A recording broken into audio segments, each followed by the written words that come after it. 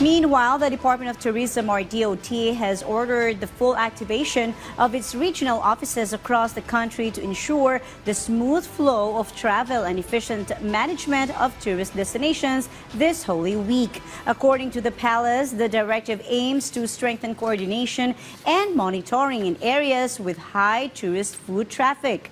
The government anticipates over 30 million domestic and international travelers during the Holy Week break. The agency also urges the public to choose only DOT-accredited establishments to ensure a safe, standard-compliant travel experience and avoid being scammed.